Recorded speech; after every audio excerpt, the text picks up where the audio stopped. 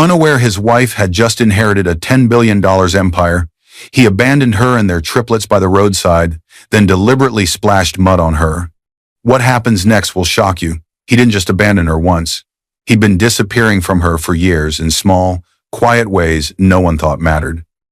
He abandoned her in the cruelest way possible, not behind closed doors, not with words whispered in anger, but on the side of a dark road with their 3 children watching.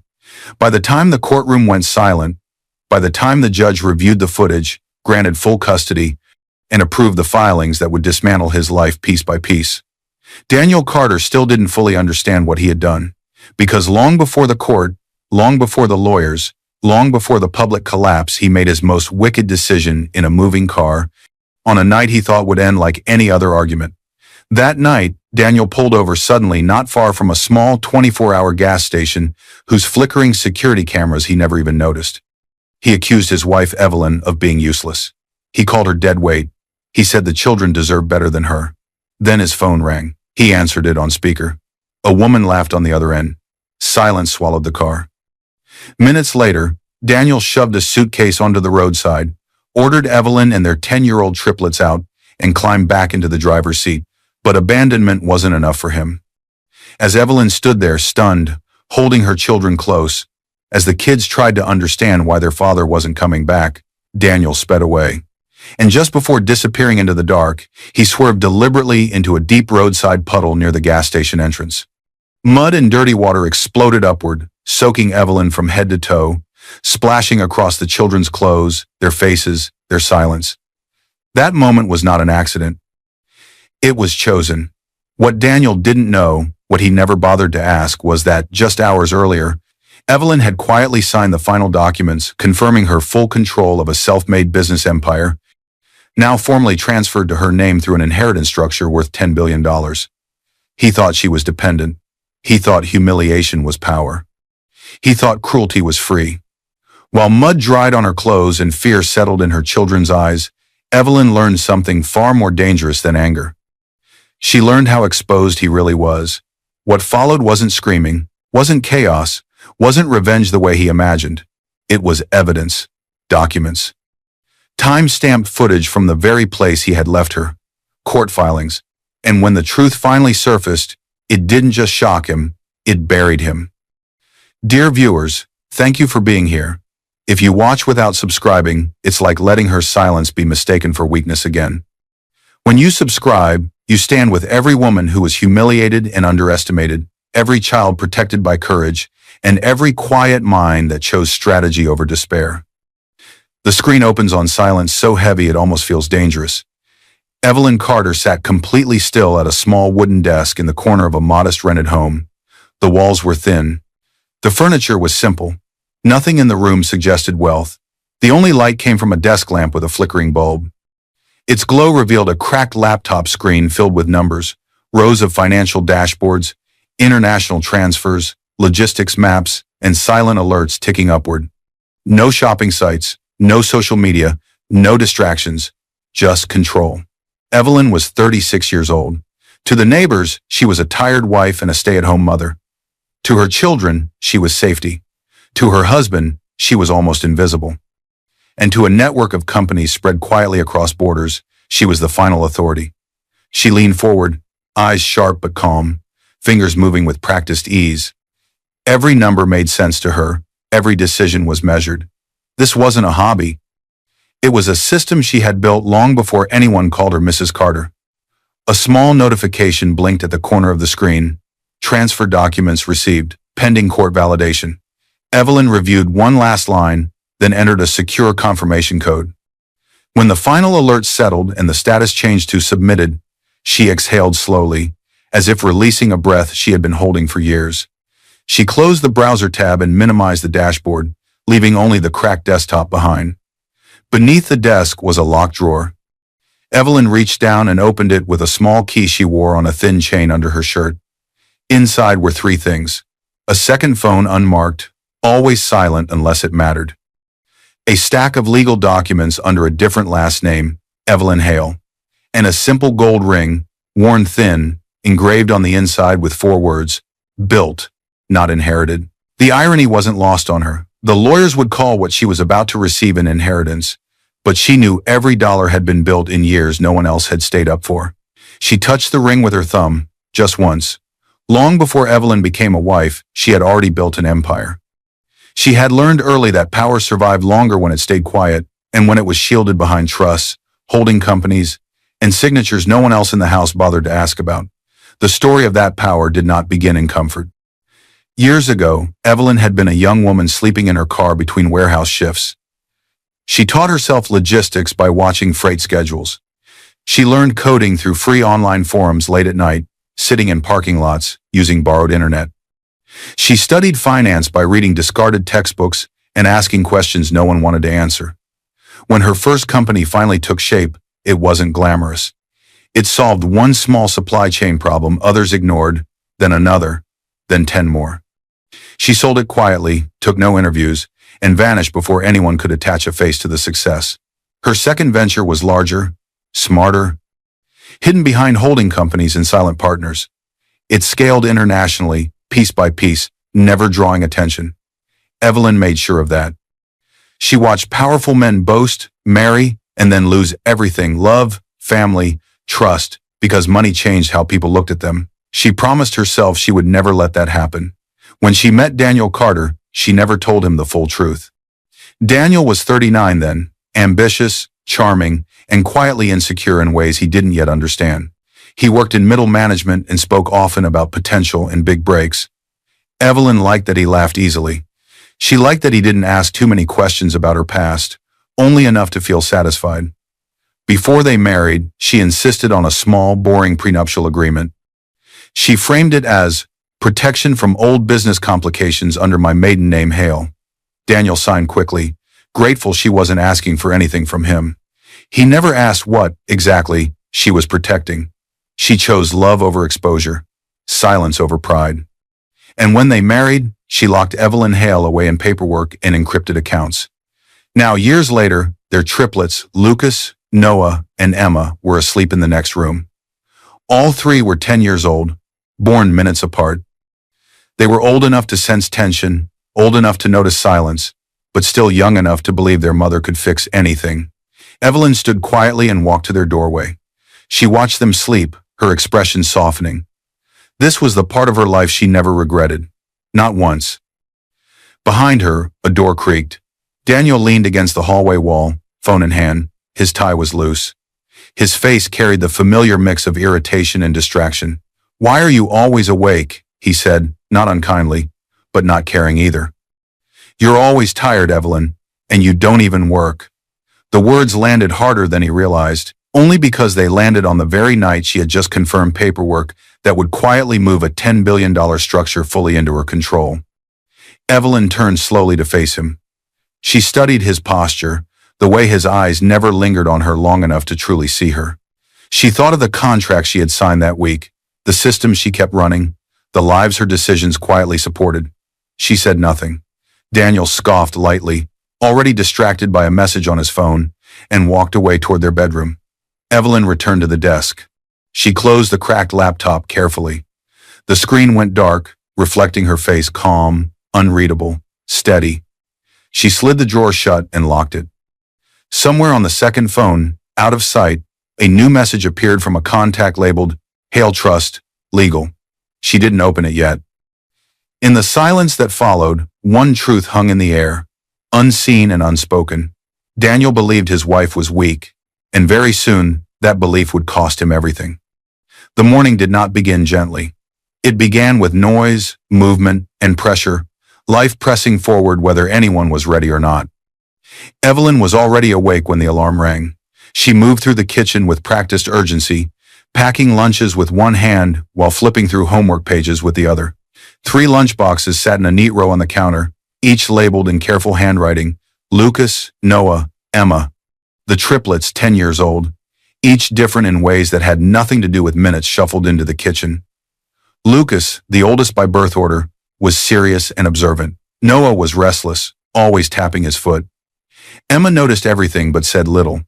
Evelyn knelt to tie Noah's shoelaces, tightening the knot just enough so it wouldn't come undone. "Don't forget your math quiz," she said softly. "I won't," Noah replied, though his eyes flicked toward the hallway. Daniel Carter stood there, leaning against the wall, scrolling through his phone. His suit was pressed, his watch expensive, but his expression carried a constant edge of dissatisfaction that no new tie or promotion ever seemed to soften. He barely looked up. "Why is the kitchen always a mess in the morning?" he muttered, though nothing was out of place. Evelyn didn't answer. She never did when the comments were designed to land, not to start a conversation. She moved to Emma, smoothing her hair and adjusting the strap of her backpack. "You okay today?" Evelyn asked. Emma nodded, then hesitated. "Yes," she said quietly. Daniel sighed loudly, finally putting his phone down. "You know," he said, "other families manage mornings without all this chaos." Evelyn paused. Just for a moment. She believed love was shown in consistency. Daniel believed love was shown in convenience. The thought settled heavily in the air. As the kids gathered their bags, Evelyn handed Daniel his coffee. He took it without thanks, already distracted by another message lighting up his screen. The glow reflected in his eyes. A brief, private smile crossed his face before disappearing just as quickly. Evelyn noticed. She always noticed. As the door closed behind the children, the house fell into a quieter rhythm. Daniel adjusted his tie and glanced around. "You should think about doing something with your time," he said casually. "I mean, you're home all day." Evelyn nodded once. She did not remind him of the speaking invitations she had declined under her maiden name, the board meetings she had stepped away from, the long encrypted calls she took in silence after the children slept, under the name Hale that he never bothered to understand. A memory surfaced uninvited. A flashback of Evelyn standing alone in a quiet hallway years ago, phone pressed to her ear, listening to an assistant say, "They're asking if you'll take the role publicly, Miss Hale," and Evelyn answering, "No, not now. I've just gotten married." Another memory followed. Lucas struggling with reading. Emma crying at night, afraid she was too slow. Noah getting into fights because he couldn't explain himself. Evelyn chose to stay home with them. She always chose them over visibility. Daniel grabbed his jacket from the chair. As he lifted it, Evelyn caught a scent that didn't belong to the house. Light, floral, expensive, perfume. Her eyes flicked to the collar. The fabric was clean, carefully cleaned. She said nothing. Daniel caught her look and smirked before she spoke. "You're imagining things," he said. "You worry too much." He laughed lightly, as if it were a joke. Then, as he headed toward the door, he added, "You know, I see women online all the time, rich women who don't even understand their place. Money ruins them." The words landed sharp and careless. He had no idea he was talking to one. Evelyn watched him leave. The door shut. Silence returned. Later that afternoon, Evelyn sat at the dining table helping the kids with homework. Lucas read aloud, stumbling over a word. Evelyn waited patiently. "You're doing fine," she said. "Take your time." From the hallway, Daniel's voice echoed as he walked in, laughing into his phone. His tone was lighter than Evelyn had heard in months. The call ended quickly when he noticed them watching. "Who was that?" Noah asked innocently. Daniel shrugged. "Work." Emma looked at her mother. Her eyes lingered on Daniel's phone, still glowing faintly in his hand. Dinner passed with forced normalcy. Daniel complained about expenses, about being underappreciated at work, about how tired he was. Evelyn listened. She always listened. After the kids went to their rooms, Emma returned quietly and stood beside Evelyn at the sink. "Mom?" she whispered. Evelyn turned. Emma leaned closer, her voice barely audible. "Why does Dad smile at his phone like that, but never at you anymore?" Evelyn's hands froze in the water. She didn't turn around right away. The question hung between them, heavy and dangerous. Somewhere in the house, Daniel's phone buzzed again. And this time, Evelyn did not look away. The laugh was wrong. It was too loud, too free, and it didn't belong to the man who came home every night irritated and distant. Daniel Carter leaned back in his office chair, head tilted slightly, his phone resting against his ear as he laughed again, easy, careless, alive. Around him, the office buzzed with low conversation and the clicking of keyboards. Daniel worked in a corporate department where everyone pretended to be busy and quietly competed for attention. He liked being noticed here.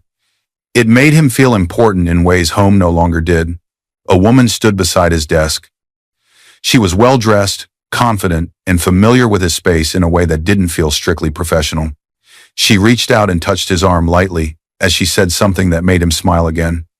Her fingers stayed there a second longer than necessary. Daniel didn't move away. He didn't look surprised either. The woman's face was never fully shown. Only her presence mattered, the ease between them, the way Daniel leaned toward her, the way his voice softened when he spoke back. Later, he said quietly, lowering his voice. I'll call you when I'm out of the house. She nodded, already smiling, and walked away. Daniel watched her leave, then glanced around quickly, as if checking whether anyone had noticed. Satisfied, he returned to his screen, his mood lighter than it had been in months. At home, the washing machine hummed steadily. Evelyn stood in the laundry room, folding clean clothes with slow, careful movements.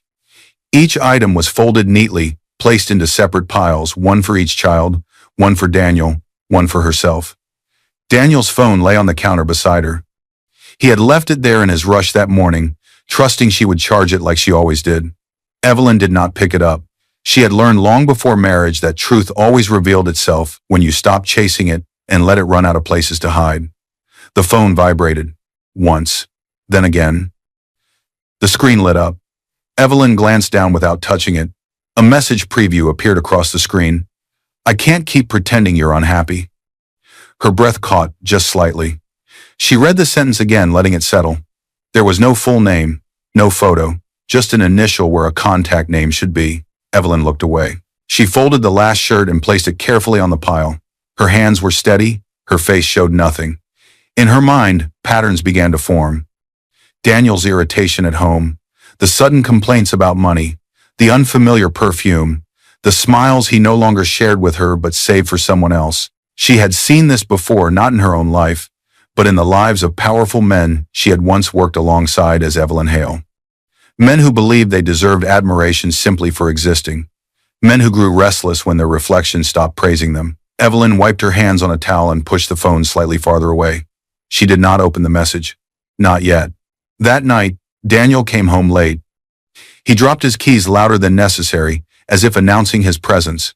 Evelyn sat on the couch, helping Emma with a school project. The children looked up when Daniel walked in. Hey, he said, distracted, already loosening his tie. He kissed Emma's head absently, then disappeared into the bedroom with his phone still in his hand. Evelyn watched him go. Later, when the house was quiet and the children asleep, Daniel sat on the edge of the bed, typing quickly on his phone. He turned slightly away, angling the screen from view. Evelyn lay beside him, eyes open, staring at the ceiling. She didn't ask who he was talking to. She didn't need to. A flash of memory surfaced years ago. Evelyn sitting across from an older businesswoman during a private meeting under non-disclosure agreements. The woman had said, when a man starts lying to himself, the lies spill everywhere. Your job is not to chase them. Your job is to wait. Evelyn had remembered that advice ever since. The phone buzzed again. Daniel smiled. Evelyn noticed. The next day, Daniel left early, unusually cheerful. In his rush, he forgot his phone again. This time, Evelyn picked it up. She didn't unlock it. She didn't scroll. She didn't invade. She simply looked at the notifications stacking on the lock screen. Messages, missed calls, the same initial, the same tone. Her heart didn't race. It slowed. Evelyn placed the phone back exactly where she found it. She walked to the window and watched Daniel's car disappear down the street. In the quiet that followed, a single question echoed in her mind, steady and sharp. How long had this been happening? Somewhere far from the house, a woman laughed softly into her own phone, unaware that her shadow had just crossed the wrong life. And somewhere very close, Evelyn began to count not days, not weeks, but patterns. Because the next time Daniel left, he wouldn't be leaving with only his secrets. He would be leaving with consequences. Hours after another tense, brittle dinner at home, Daniel had insisted they all go for a drive and clear the air. The kids climbed into the car, because that's what you do when a parent says it's time to go. The car swerved hard to the left, tires screaming against the road. Evelyn's hands shot out instinctively, gripping the door handle as the vehicle jolted forward again. In the back seat, the triplets lurched in their seatbelts, bodies snapping back into place. No one screamed. The silence was worse. Daniel drove like he was chasing something he couldn't outrun, or trying to prove something to a woman who wasn't even in the car. His jaw was tight, his knuckles were white around the steering wheel. Outside, the night pressed against the windows. They were on a stretch of road just outside the city, where a lone 24-hour gas station and mini-mart glowed in the distance, its neon sign buzzing. Daniel sped past its entrance without slowing. No music, no small talk, just the sound of the engine and the children's shallow breathing. Lucas sat stiffly in the middle, eyes fixed on the back of his father's seat. Noah stared out the window, counting streetlights to calm himself. Emma clutched her backpack in her lap, fingers curled so tight her hands hurt. Evelyn turned slightly in her seat. "Daniel," she said carefully, her voice steady but low. "You're driving too fast." He didn't look at her. "You always say that," he snapped. "Everything I do is wrong to you. That's not what You don't do anything." He cut in, anger spilling out now. "You sit at home, you slow everything down. I'm wasting my life trying to carry all of you." The words landed like blunt force. Evelyn felt the air leave her chest, but she didn't react. She glanced at the children in the mirror. Lucas's jaw tightened. Emma looked down. "Please," Evelyn said quietly. "Not in front of them." Daniel laughed once, short, bitter. "They deserve honesty," he said. "They deserve better energy than this, than you." The road stretched ahead, empty and dark except for the faint glow of the gas station they had just passed. For a moment, it seemed like the argument might fade into silence. Then Daniel's phone rang. He glanced at the screen and answered. He didn't turn off the speaker. A woman's voice spilled into the car light, amused, intimate. "Did I call at a bad time?" She laughed. "You disappeared so fast." The sound of her voice filled the space between them. The children froze. Evelyn didn't move. She didn't speak. She didn't breathe. Daniel realized too late. He fumbled with the phone, swore under his breath, and ended the call. The damage was already done. Noah shifted uncomfortably. Emma's eyes darted between her parents. "Who was that?" Lucas asked, his voice barely above a whisper. Daniel slammed his hand against the steering wheel. "That's it," he said sharply. "I'm done." Up ahead, a side road curved off near the gas station's side entrance. Security cameras sat high on poles, red lights blinking lazily, details Daniel never noticed. He pulled the car over without warning. Gravel and loose asphalt crunched loudly beneath the tires as the car skidded to a stop at the edge of the lot, just inside the camera's view. Evelyn turned to him fully now. "Daniel," she said, her voice still calm, though her heart was pounding. "This isn't the time. Let's go home. We can talk." "There is no home," he snapped. "Not with you." He jumped out of the car and yanked open the trunk. The night air rushed in, cold and sharp. He grabbed a suitcase and threw it onto the ground at Evelyn's feet. "Get out," he said. "All of you." The children stared at him in disbelief. "Dad?" Emma whispered. Daniel didn't look at her.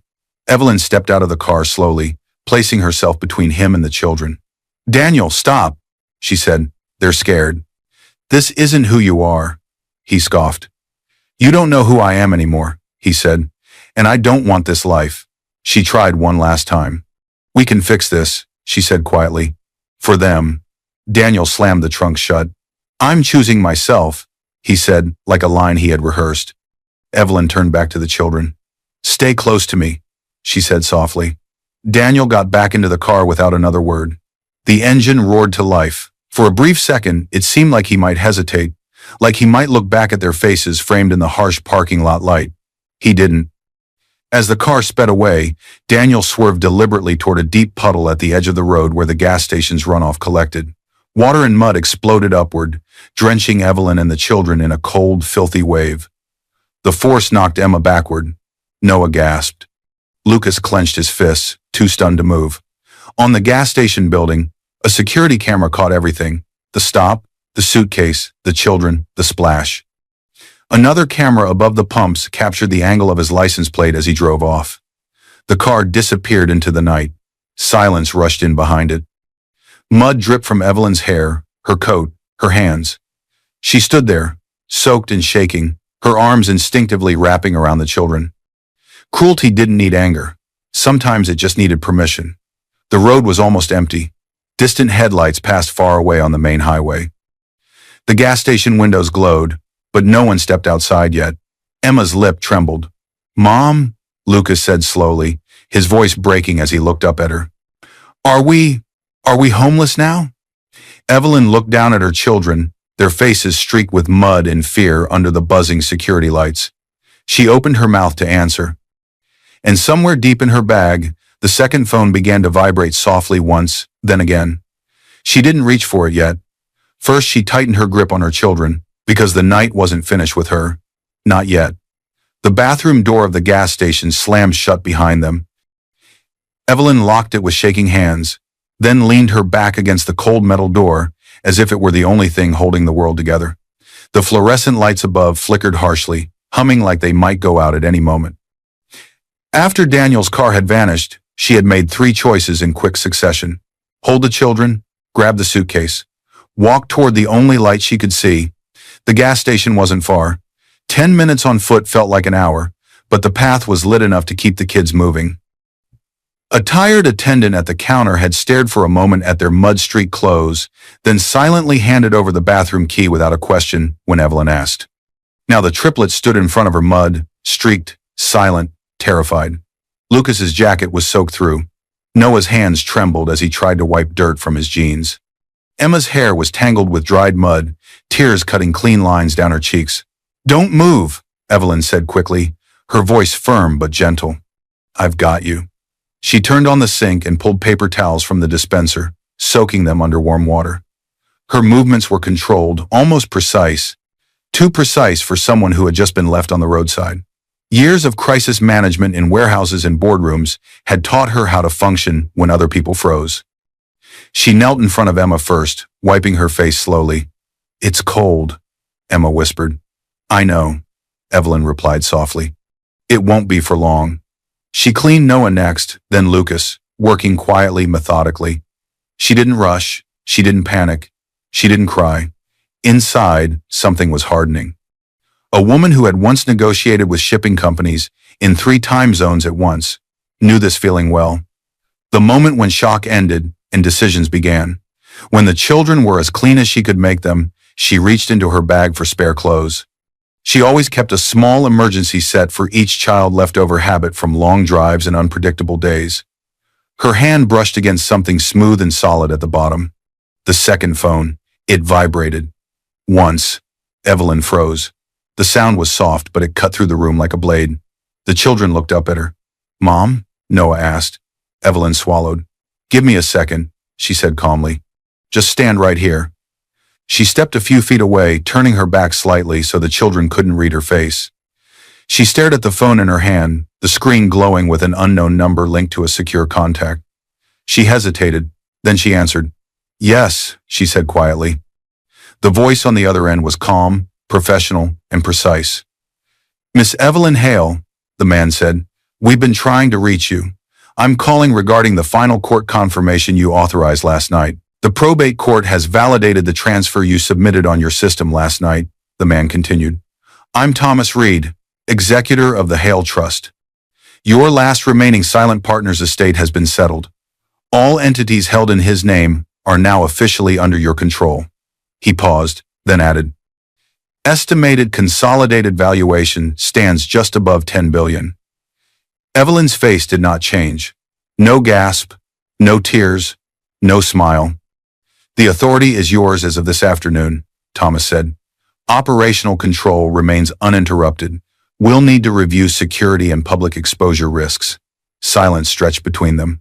The world believes power looks like shock, Evelyn thought. "I learned it looks like silence." "I understand," she said aloud. "But tonight, my children and I are safe, and that's my priority. We'll talk about next steps tomorrow." There was a brief pause on the line. "Of course, Miss Hale," Thomas replied. His tone softened slightly. "We'll be ready when you are. I'll have our legal team on standby." The call ended. Evelyn lowered the phone and stood still for a long moment. The bathroom felt smaller now, louder. Like it couldn't contain everything she was holding inside. Mud, fear, and a $10 billion decision that no one in this gas station would ever guess. She slipped the phone back into her bag and turned toward her children. They were watching her closely. Lucas studied her face, searching for answers. Noah clutched his sleeves. Emma took a small step closer. "Mom?" Emma asked. "What happens now?"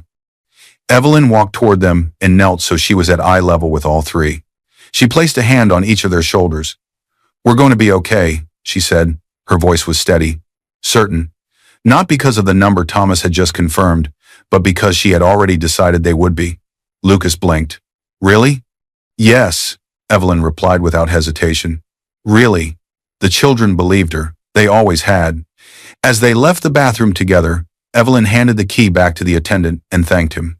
He nodded awkwardly, eyes lingering on the kids. "Do you need to call someone?" he asked carefully. "I already did," Evelyn answered. It was the truth, just not the kind he imagined. Outside, the night stretched on. Unaware that something had shifted, Evelyn tightened her grip on her bag as they walked toward the road to flag a taxi to the nearest motel.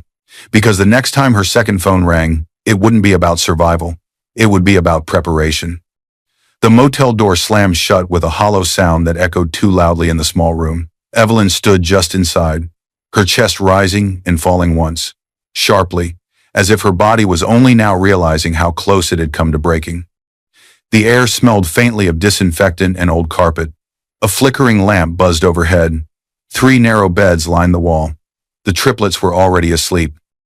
Lucas lay on his side, one arm stretched protectively across Noah's pillow. Noah's brow was still tight, even in sleep, like his mind refused to rest. Emma clutched her backpack against her chest, fingers curled around the strap as if afraid it might disappear. They had made it here by taxi from the gas station, the same station whose cameras had watched their humiliation in silence. The attendant had quietly dialed a cab when Evelyn, still soaked in drying mud, asked if there was a motel nearby that took cash. They were exhausted, emotionally empty. Children forced to grow up too fast in a single night. Evelyn sat slowly on the edge of the nearest bed. Her coat was draped over a chair, still faintly marked with mud. She didn't brush it off. She didn't care. For the first time since the roadside, she let her shoulders drop. The silence pressed in. At the front desk earlier, the motel clerk, a young man with tired eyes and a polite voice, had avoided asking too many questions. He took the cash, handed over the key, and looked away when he noticed the children's clothes. "Rooms on the first floor," he'd said quietly. "If you need extra blankets, just call. Don't worry about the hour." Evelyn had thanked him. She always did, even when the world felt undeserving. Now, alone with the sound of her children breathing, she reached into her bag. Not the outer pocket, the hidden compartment. Her fingers closed around smooth metal. She pulled out a sleek, unmarked laptop, thin, almost anonymous. It wasn't the cracked one Daniel saw at home. This was the one he didn't know existed. The one that never connected to the home Wi-Fi. She placed it on her lap and opened it. The screen came to life instantly. Logins, dashboards, global maps. Data streamed in clean, organized lines, supply routes, financial summaries, secure alerts from different time zones, everything running, everything waiting. Not a single notification referred to Daniel. Evelyn exhaled slowly. Some people broke loudly. Evelyn had learned to break privately and rebuild with precision. She stared at the screen, but her mind drifted backward. A memory surfaced, sharp and unwanted. Her mother standing in a beautiful kitchen years ago, phone pressed to her ear, arguing with someone Evelyn never saw. Her mother's voice had been cold, clipped, successful, powerful. When the call ended, the house had been silent. Later that night, Evelyn overheard her father say, "You changed." Her mother replied, "No, you just finally saw me." The marriage hadn't survived the year. Another memory followed. A younger Evelyn sitting across from her mentor, an older woman who had built and lost and built again. They were alone in a quiet office, papers spread between them with numbers that didn't scare either of them. "Money reveals people," the woman had said calmly. "It never improves them. If you ever marry, don't put your entire self in their hands, not even if they're kind. Especially not if they need to feel bigger than you." Evelyn had taken that lesson and buried it deep. That was why she had stayed quiet. Why she had chosen Daniel without telling him the full truth. Why she had built walls between her power and her heart. She had believed love could exist without imbalance if she made herself smaller. She had been wrong. Evelyn's gaze shifted from the screen to her children. Lucas shifted in his sleep, murmuring something unintelligible. Noah rolled onto his back, one hand twitching. Emma's face was peaceful now, her earlier fear finally giving way to rest. Evelyn reached out and brushed a strand of hair from Emma's forehead. "I'm sorry," she whispered. "Not for leaving Daniel, not for surviving, but for choosing silence for so long that they had to witness its consequences." She straightened, her spine aligned, her breathing slowed. The woman who had stood on the roadside soaked in mud was gone. In her place sat someone older, sharper, awake. Evelyn's fingers moved across the keyboard. She logged into secure channels, confirmed that the Hale Trust transfer shown as validated in Thomas Reed's call was reflected across her accounts, and set temporary internal safeguards, nothing that touched Daniel, nothing dramatic, just security. Then she opened a contact list. At the top was a name she had not used in years, under a group labeled Legal Priority. Marissa Cole, Family and Civil. A specialist she had once quietly advised from the shadows as Evelyn Hale, when other women needed protection and didn't know where to start. Evelyn hovered her finger over the contact. Outside, a car passed by on the highway, its headlights briefly slicing through the thin curtains before disappearing into the dark. Inside the room, the children slept on, unaware that their mother was no longer waiting for answers. She clicked the contact. A secure email window opened. Evelyn began to type, "Marissa, it's Evelyn. I need an emergency consultation. Domestic abandonment with minors, last night, gas station. Likely video evidence. I am ready to use my name." She hit send. Then, with a smaller, older phone, the second phone from her drawer, she left a short, precise voicemail on Marissa's encrypted line. "Marissa, it's Evelyn Hale. I've stayed quiet for years. I can't anymore. Call me as soon as you're able." She ended the call. Somewhere across the city, in a dark apartment, another phone began to ring and buzz, this time, not hers. Because the next voice Evelyn spoke to would not ask what happened. It would ask what she wanted to do about it. The door closed with a soft click that sounded final. 2 days had passed since the roadside. 2 days of motel coffee, gentle explanations to 3 10-year-olds, and quiet logistics changing the kids' school absence notes from family emergency to "we're safe now." Now, Evelyn sat at the center of a narrow conference table in a quiet office that felt deliberately unremarkable. White walls, neutral carpet, no artwork, no signs of wealth. The kind of place designed so nothing distracted from decisions that change lives. Across from her sat Marissa Cole, the divorce and family attorney, early 40s, posture straight, expression controlled, eyes sharp with experience. Marissa wasn't dramatic. She was efficient, the kind of woman who didn't raise her voice because she never needed to. To Evelyn's right sat Thomas Reed, executor of the Hale Trust and longtime guardian of her financial anonymity. He was in his 60s, calm and precise, with the demeanor of someone who had guarded secrets longer than most people kept friendships. His job was simple: protect what Evelyn had built. At the far end of the room stood a man who had not yet spoken. The private investigator leaned quietly against the wall, hands folded, eyes observant. His name was Jordan Hayes, and his presence was subtle but heavy. He was there to prove what others would try to deny. Evelyn rested her hands on the table, fingers relaxed. Her face was composed. No anger, no sadness, only focus. Marissa slid a folder toward her.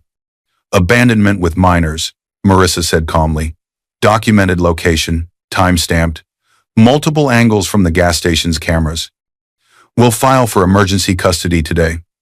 If you want to explore criminal charges," she added, "we can speak to the prosecutor's office. With this footage, they'll at least take a meeting." Evelyn shook her head once. "Not yet," she said. "I want the children safe, the divorce clean, and the noise as controlled as possible. If we escalate beyond that, it will be because they need it, not because I'm angry." Evelyn opened the folder without hesitation. Inside were printed stills from a security video Jordan had retrieved within hours of her call. Grainy but unmistakable. Daniel's car, the roadside edge of the gas station lot, the children stepping out, Evelyn standing between them and the road, and then another still. The splash of mud. Evelyn closed the folder gently. "Good," she said. Marissa nodded once. "Emergency custody first, then the divorce petition. He'll be served formally once we have the order in motion. He won't see this coming in its full shape." Thomas adjusted his glasses. The inheritance is fully validated, he said. All entities are now under your control, as we confirmed on the phone. We've already ring-fenced the holdings in a manner that keeps them clearly separate from your marital assets. He's not on a single document. Evelyn didn't look surprised. And Daniel? She asked, not with bitterness, just clarity. He has no legal claim to your companies or the trust, Thomas replied. The prenup and the trust structure hold. He may attempt to argue for a share, but the documents and timelines are not in his favor. Evelyn nodded, absorbing the information with quiet acceptance. There was no celebration in her expression, no relief, just order. Marissa leaned back slightly. Before we proceed further, I want to be clear. This will likely become public. Not because we want attention, but because abandonment cases with clear footage often attract it, especially once filings become part of the record. Evelyn met her eyes. My children's faces will push to have identifiable details limited, Marissa said. But the fact of what he did may still surface. Evelyn considered that for a moment, then nodded slowly. I won't hide what he chose. I just won't let them be used. The private investigator, Jordan, stepped forward for the first time. He placed another folder on the table, thicker than the first.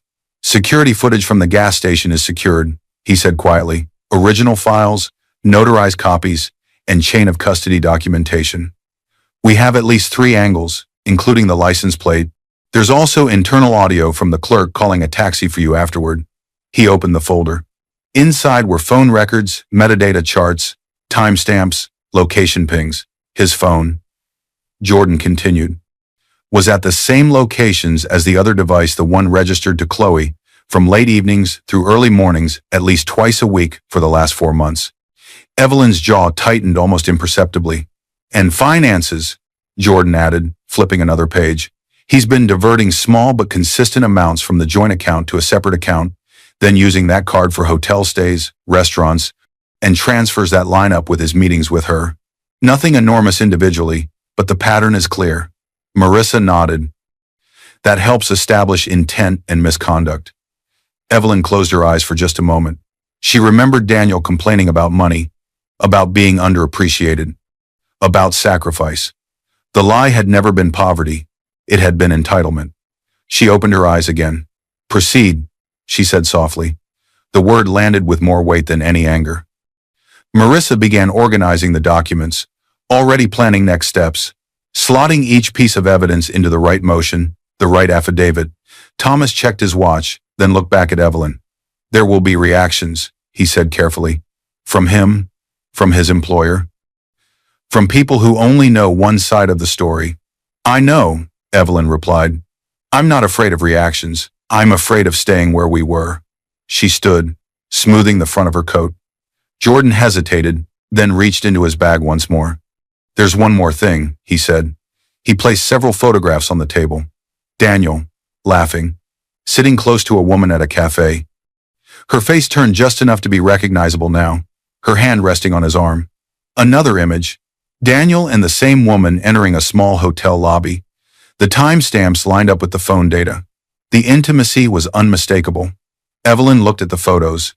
She didn't flinch. She didn't speak. She simply stared at the images for a long moment, as if memorizing them not with pain, but with purpose. Marissa watched her carefully. Are you sure you're ready to carry this all the way through? It will be a process. Hearings, paperwork, statements. Evelyn slid the photos back into the folder. Yes, she said calmly. I've been ready longer than he knows. She picked up her bag. As she walked toward the door, Jordan asked quietly, Do you want him confronted directly? We can have someone approach him. Evelyn paused. No, she said. Let him stay comfortable a little longer. Let him believe nothing has changed. She opened the door. Behind her, plans were already moving, filings preparing, evidence aligning.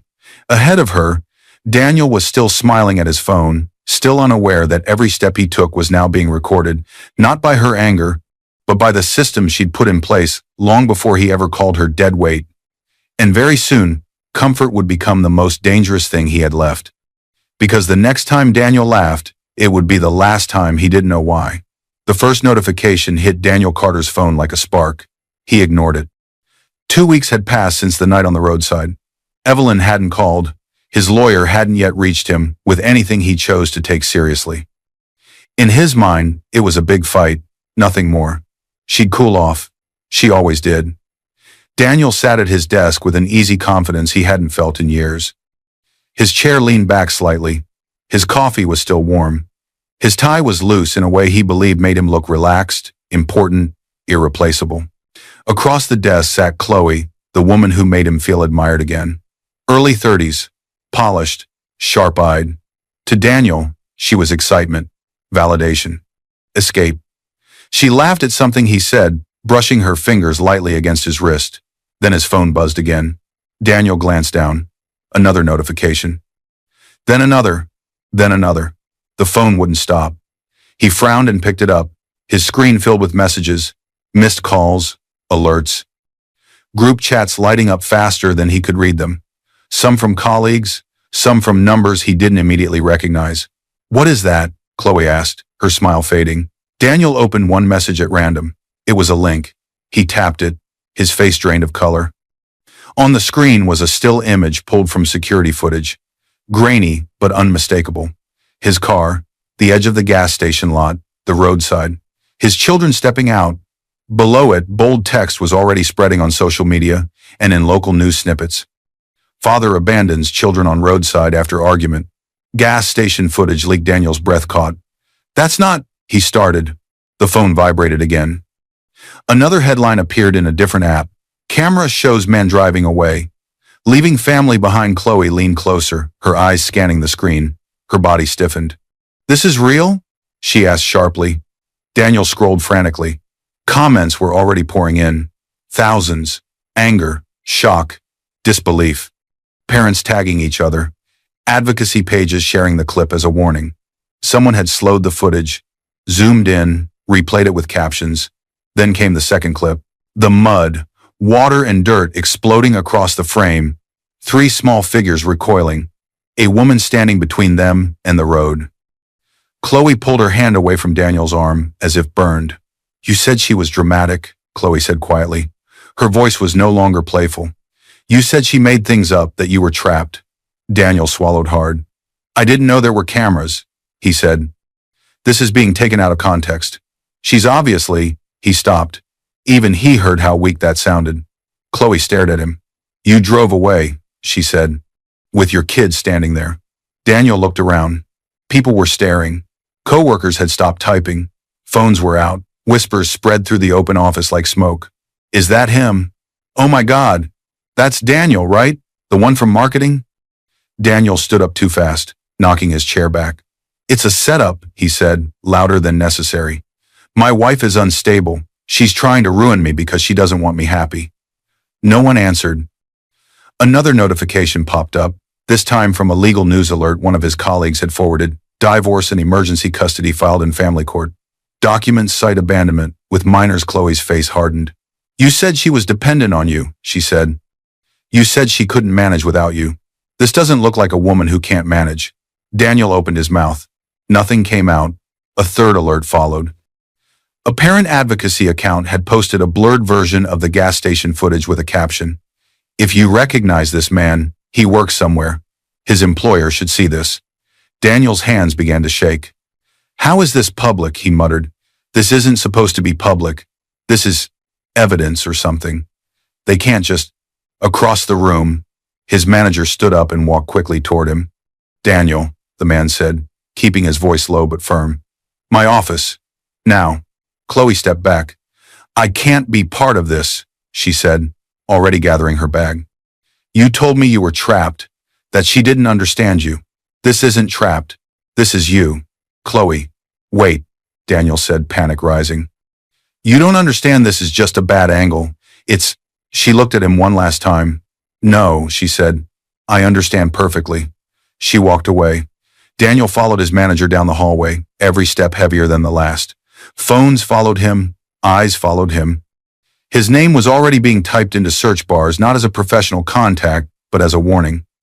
Inside the manager's office, the door closed. The silence was thick. The manager turned his screen toward Daniel. The same footage, the same headlines. Alongside them, an internal email from Human Resources, flagged urgent with the subject line, Employee conduct and potential reputational risk. This is serious, the manager said. We've been notified of a pending court case in these videos. We're placing you on immediate leave while we investigate. Daniel nodded quickly, words tumbling. I can explain. It's not what it looks like. She's using the courts. She's using money she doesn't even. He stopped. He remembered the executor's name from one of the articles. Hale Trust. Something twisted in his stomach. The manager didn't respond to his excuses. Outside the building, notifications continued to spread. Shares multiplied. Opinions hardened. Far away, in a quiet rented space Daniel had never bothered to learn the address of, Evelyn sat with her children, her phone face down beside her. She did not watch the footage. She didn't need to. She knew exactly what had been released and by whom. Jordan had sent a copy to Marissa. Marissa had attached it to emergency filings, and somewhere along the way, a blurred version had found its way into public hands. Not at Evelyn's request, but not against her wishes either. The truth was doing what it always did when given space. It was moving faster than lies. Back in the office, Daniel wiped his forehead. When can I come back to work? He asked nervously. The manager didn't answer right away. He reached for the phone on his desk instead. Human resources, he said into the receiver. Yes, he's here. We need to finalize the suspension notice, effective immediately. Daniel didn't hear the rest, because the door was still closed. And for the first time, Daniel Carter understood something too late. Comfort disappears quietly, and consequences do not. The courtroom doors closed with a sharp sound that echoed through the room like a warning. Everyone fell silent. It had been several weeks since the motel, since the leaked video, since Daniel's suspension from work. The public noise had started to fade into the background. What remained was this room, this day, and the people who had authority to decide what happened next. Daniel stood stiffly beside his lawyer, his suit pressed but wrinkled at the shoulders, his face pale from nights without sleep. He kept adjusting his tie, then his cuffs, then his hands. Nothing felt right anymore. Across the room sat Evelyn. She wore no jewelry, no bright colors. Just a simple blouse and jacket, a calm expression, and steady posture. She sat beside Marissa, hands folded neatly in her lap, eyes forward. The triplets were not present. This room was not for children. The judge entered. All rise. Everyone stood. Everyone sat. The air felt heavy, tight, like the room itself was holding its breath. The judge nodded toward the screen. Let's begin with the evidence submitted by petitioner's counsel, they said. The lights dimmed slightly. The footage began to play. First, the roadside at the edge of the gas station lot. Daniel's car stopped abruptly. The trunk opened. A suitcase hit the ground. Evelyn stepped out, placing herself in front of the children.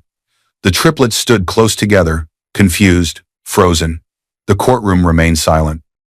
Then came the second clip. The mud. The splash hit the screen violently, water and dirt exploding outward, the children flinching, Evelyn standing still, shielding them. Daniel's car sped away. The video ended. No one spoke. The judge raised a hand. That will be enough, they said quietly. Daniel's face collapsed. He felt exposed and cornered, but even now he framed it as a terrible look, a mistake caught on camera, not as the night he shattered his children's trust. His jaw trembled. His eyes darted around the room, searching for something: sympathy, doubt, mercy. There was none. He turned slowly toward Evelyn. For the first time in years, he really looked at her, not as a tired wife, not as someone behind him, but as a stranger he no longer understood. Evelyn met his gaze calmly, then looked back to the judge. Marissa stood and addressed the court, outlining the abandonment, the emergency custody already granted temporarily, and the request to make it permanent. She spoke of the children's stability at school since moving, their therapy appointments, the absence of any attempt from Daniel to check on them beyond what his lawyer advised. Every word was precise, every claim supported with documents, timestamps, and reports. Then something shifted. The judge glanced at another file. Mr. Reed, the judge said, you may proceed regarding the financial disclosures. A man stood from the second row. Daniel frowned. Thomas Reed adjusted his glasses and stepped forward. His voice was calm, professional, unhurried. The court should note, he said, that Miss Evelyn Carter, born Evelyn Hale, holds assets that are independent, premarital, and verified through the Hale Trust. Daniel's head snapped up. Thomas continued. These assets were accumulated prior to the marriage, maintained separately, and protected through a prenuptial agreement signed by both parties. The consolidated valuation stands at approximately $10 billion. A murmur rippled through the courtroom. Observers leaned forward. Lawyers exchanged looks. Even the judge paused. Daniel's breath caught in his throat. $10 billion? He turned fully toward Evelyn now, his eyes wide, confused, desperate. She did not react. This valuation is documented, Thomas added, and Mr. Daniel Carter has no legal ownership or management rights over these holdings. There is no evidence of his contribution or knowledge, and he is not listed as a beneficiary on the trust. Daniel's knees weakened slightly. He leaned toward his lawyer, whispering urgently, but the lawyer didn't answer, eyes fixed on the judge's notes. Daniel looked back at Evelyn again, panic breaking through his voice. Evelyn, he whispered, barely audible but still caught by the room's silence. You never told me. She tilted her head slightly, her expression unchanged. You never asked, she replied calmly. A few people shifted in their seats. The words were not cruel, they were factual. Daniel swallowed hard. We can fix this, he said, his voice cracking. We can start over. I didn't know. I didn't understand. If I'd known, he stopped. The sentence revealed more than he intended. Evelyn stood slowly when Marissa touched her arm lightly, inviting her to speak if she chose. She faced the judge first, then turned to Daniel one last time. You already chose, she said quietly. Her voice didn't shake. It didn't need to. I didn't leave you on the side of the road, she added, still calm. You left us. The judge cleared their throat and picked up the ruling prepared after reviewing all filings, reports, and evidence.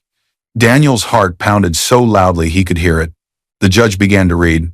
Based on the evidence presented, including video documentation of the respondent's abandonment of the minor children, corroborating witness statements, financial records, and the stability demonstrated in the petitioner's current care. Daniel closed his eyes. This court grants the petitioner, Evelyn Carter, full legal and physical custody of the minor children. The respondent's contact with the children, if pursued in the future, will be subject to supervised visitation as deemed appropriate by the court and the children's therapists. Daniel's stomach dropped. The judge continued. Furthermore, the court finalizes the dissolution of marriage on grounds of abandonment and marital misconduct. The respondent will provide child support as calculated under statute, adjusted to his income, current or future, and any failure to do so will be enforced accordingly. The petitioner's separate estate and trust interests remain her sole property. The gavel did not fall yet, but the decision was already complete. Daniel gripped the edge of the table to steady himself. Across the room, Evelyn simply exhaled. Not in relief, just in acknowledgement. The judge lifted the gavel. When it came down, it sounded like the closing of a door on a life that no longer existed. The judge's gavel came down hard. The sound echoed through the courtroom like the final punctuation at the end of a sentence no one could rewrite. Daniel stood frozen as the words settled in divorce granted, full custody awarded to Evelyn, financial responsibility assigned to him within whatever income he might manage to keep. His lawyer leaned in to whisper something about appeal options and compliance, but Daniel didn't hear it. His ears rang. His mouth felt dry. Everything he thought he still had vanished in a few calm sentences, spoken by someone who did not know him and did not need to. Across the room, Evelyn stood quietly. She didn't smile. She didn't look relieved. She simply nodded once, as if confirming something she had already accepted long ago, that the moment he drove away from that gas station, their marriage ended. Today only made it official on paper. Daniel tried to catch her eye. She didn't look back. Days passed quickly after that, too quickly for Daniel. His temporary suspension from work became permanent. The HR email used the word terminated and cited reputational concerns in violation of conduct standards. Joint accounts were frozen by court order long enough to be divided fairly her share. Transferred out, his reduced by legal fees and obligations. Friends stopped answering messages. Invitations disappeared. The group chat that used to light up his phone went silent. When he posted a long defensive message online, the only responses were from strangers who had seen the video and didn't believe him. Even Chloe was gone. No goodbye. No argument, Just a quiet block and unanswered calls. Absence was louder than confrontation. Daniel moved into a small, nearly empty apartment. Boxes sat unopened. The walls were bare. At night, he replayed moments in his head, the car, the roadside, the mud, but each time, the memory stopped just before he could change anything. Because he couldn't. Far away from him, life moved forward. Evelyn stood outside the courthouse holding a manila folder. Inside were official documents, custody orders, finalized divorce papers, legal confirmations about the Hale Trust and her assets. They felt heavier than they looked, not because of what they awarded her, but because of what they acknowledged. Reality. The triplets waited nearby, in a separate corridor where they hadn't had to hear the details. Lucas stood tall, trying to look strong. Noah bounced on his heels, his old nervous energy returning slowly. Emma held Evelyn's hand tightly, as if afraid that letting go might somehow undo everything that had just been decided. "Is it over?" Emma asked softly. Evelyn knelt in front of them. "Yes," she said, "it is." They didn't cheer, they didn't celebrate, they simply breathed. Later that day, Evelyn packed their few remaining things from the modest house they once shared. The landlord didn't ask questions when she ended the lease early. The car she used was still the same one Daniel had always thought they could barely afford. There was no rush, no drama, just quiet movement. As they drove, the road opened ahead wide, clear, filled with light, not leading to a palace, not leading to revenge, just forward. Evelyn glanced at the rearview mirror. The children were talking softly now. Normal things, school, food, a dog they wanted someday. Whether they could repaint their new room's walls. She listened, letting their voices settle her. For the first time in a long while, her shoulders relaxed. Power hadn't saved her. Dignity had. That night, in a new place that felt open and clean, a rented home in a safer neighborhood, chosen not to show off but to keep them steady, Evelyn unpacked slowly. She placed the cracked laptop on a shelf. Then, carefully, she set the sleek one beside it. Both belonged to her story. She tucked the gold ring back into its place, not to hide it, but to remember why she never wore it. The engraving, "Built, Not Inherited," meant something different now. It wasn't just about her companies. It was about the life she was building with her children, free from someone who treated them as weight instead of worth. Later, when the children were asleep, Evelyn stepped outside alone. The air was cool, quiet. She looked up at the sky.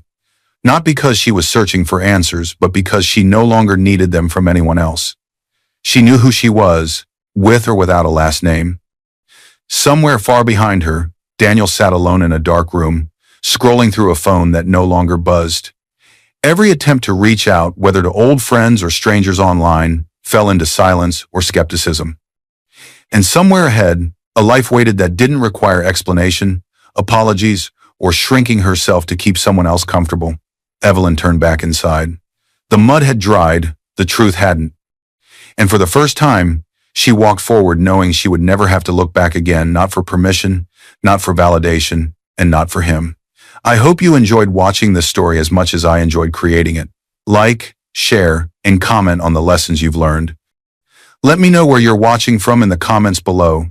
I'll see you in my next video.